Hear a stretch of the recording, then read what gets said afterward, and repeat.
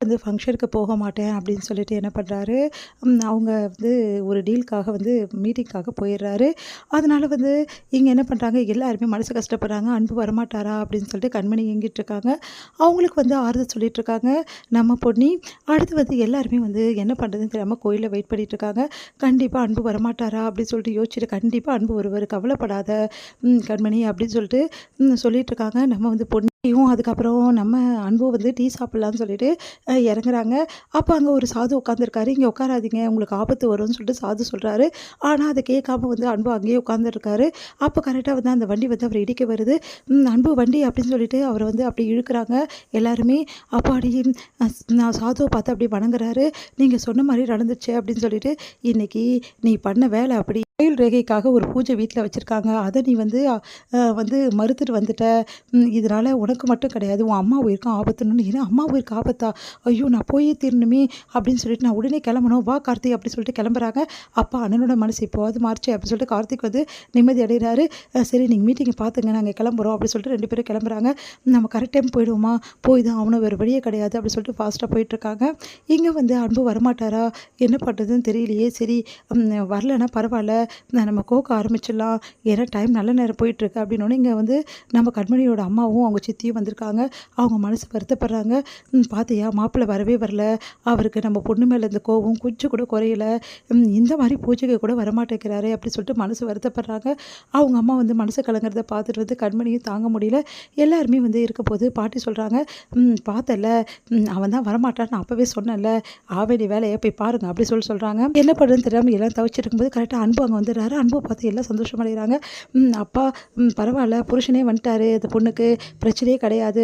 சரிப்பா, அவள் கழுத்தில் அந்த தாலியை போட்டுட்டு ஆல்ரெடி இந்த தாலியை எடுப்பா" அப்படி சொன்னோன்னே கழுத்தில் வந்து மஞ்சள் கயிறை போட்டு அந்த தாலியை வந்து எடுக்கிறாரு.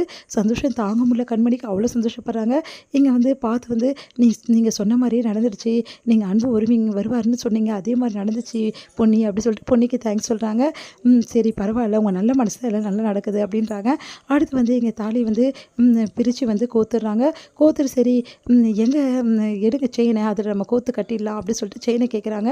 பார்த்தா வந்து செயினை காணோம். "நான் இதில் தான் வச்சேன், எங்கே போச்சுன்னே தெரியலையே" அப்படின்னு சொல்லிட்டு எல்லாருமே தேடுறாங்க. எங்கே போச்சுன்னு தெரியலையே, எப்படி கிடைக்கும், எல்லாம் பொன்னியோட பேக்கில் தானே இருக்குது, எப்படியும் கிடைக்காம இந்த ஃபங்க்ஷன் நின்று வீட்டுக்கு போவீங்கள்ல, அப்போ பொன்னி தான் இதை எடுத்து வச்சா, இந்த ஃபங்க்ஷன் நிற்கிறதுக்கு அவள் தான் காரணம் அப்படின்னு சொல்லிட்டு சொல்லி அவளை அவமானப்படுத்தி தான் நான் அனுப்புவேன் அப்படின்னு சொல்லிட்டு மயூரி அப்படியே பார்த்து முறைக்கிறாங்க.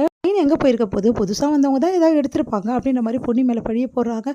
அதை பார்த்துட்டு கரெக்டாக சக்தி அங்கே வந்துட்டு, சக்தி வந்து செமையாக வந்து கேட்குறாரு, "என் பொன்னி ஒன்றும் அப்படிப்பட்டவ கிடையாது, அவள் தங்கத்தையும் சரி பொருளையும் சரி பெரிய விஷயமா மதிக்கவே மாட்டா, அவ்வளோ பெரிய வீட்டிலேருந்தே வந்துட்டா, அவள் வந்து இதெல்லாம் நினைப்பாளா, என் பொண்ணியை பற்றி யாராவது சொன்னீங்கன்னா அவ்வளோதான்" அப்படி சக்தி சொல்கிறாரு. அதிர்ச்சி அடைகிறாங்க எல்லாருமே.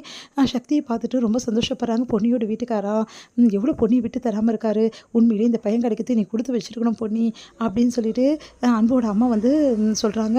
அதை கேட்டுட்டு பொன்னி அப்படியே பார்க்குறாங்க. என்ன சொன்னாலும் சரி, பொன்னி தான் அந்த செயினை எடுத்து அதை என்னால் நிரூபிக்க முடியும், கண்டிப்பாக அவதோட வேலை தான் அப்படின்னு மயூரி ஸ்வேதாவும், "ஆமாம், அந்த செயினை எடுக்கும்போது நானே பார்த்தேன்" அப்படின்னு சொல்லிட்டு ஸ்வேதா வந்து பொய் சாட்சி சொல்கிறாங்க. அதெல்லாம் பார்த்து எல்லாருமே அதிர்ச்சி அடைகிறாங்க. பொன்னியை வந்து, "இங்கே பாருமா, பொன்னியை பற்றி எதுக்கு இப்படிலாம் பேசிகிட்டு இருக்கீங்க" அப்படின்னு சொல்லிட்டு எல்லாரும் கேட்டுட்ருக்காங்க. சக்தி வந்து எல்லார்கிட்டையும் சொல்கிறாரு, "பொன்னி ஒன்றும் அப்படி செஞ்சிருக்க மாட்டா, பொன்னியும் நான் செய்யலை" அப்படின்றாங்க. அந்த டைமில் கரெக்டாக வந்து, "இங்கே பாருங்கள், இந்த செயினை பாருங்கள்" அப்படி சொல்லிட்டு அந்த பையன் வந்து ஓடி வந்து, சின்ன குழந்தை வந்து ஓடி வந்து கொடுக்குறான். அதை பார்த்து எல்லாம் அதிர்ச்சியடை, "இந்த செயினை எப்படிப்பா அவங்க கையில் கிடச்சிது" அப்படின்னு. இந்த செயினை அம்மா என்ன பண்ணாங்க, பொன்னி பொன்னி இருக்காங்கல்ல, பொன்னி ஆண்டி, அவங்களோட பேக்கில் வச்சாங்க, நான் அதை எடுத்துகிட்டு வந்தேன் அப்படின்னு எல்லாம் அதிர்ச்சி அடைகிறாங்க. "உன் வேலை தானா இது? உனக்கு அசிங்கமாக இல்லை இப்படிலாம் பண்ணுறதுக்கு, இதில் வேற இந்த மாதிரி பண்ணுறீங்களா, இதே வேலையை தெரிஞ்சுட்டீங்களா, வீட்டுக்கு வாங்க உங்களை பார்த்துக்கிறேன்" அப்படின்னு சொல்லிட்டு சொல்கிறாரு கார்த்திக். ஐயோ, இந்த பையன் வந்து இப்படி பண்ணிட்டானே. உடனே ஓடி வந்து பொன்னி வந்து அப்படியே கிஸ் பண்ணுறாங்க குழந்தைங்க. "நீ இன்னைக்கு உண்மையிலேயே மானத்தை காப்பாற்றிட்டடா, ரொம்ப தேங்க்ஸ்டா" அப்படின்னு சொல்லிட்டு கட்டிக்கிறாங்க. அடுத்து வந்து சரி செயின் தான் கிடச்சிச்சில்ல, சீக்கிரமாக கோத்து பூஜை பண்ணிடலாம் அப்படின்னு சொல்லிட்டு தாலி வந்து கோத்து செயினை கொடுக்குறாங்க நம்ம அன்புக்கிட்ட. அன்பும் வந்து நம்ம கண்மணி கழுத்தில் போடுறாரு. கண்மணிக்கு சந்தோஷம் தாங்கவே முடியல, அவ்வளோ சந்தோஷப்படுறாங்க கண்மணி.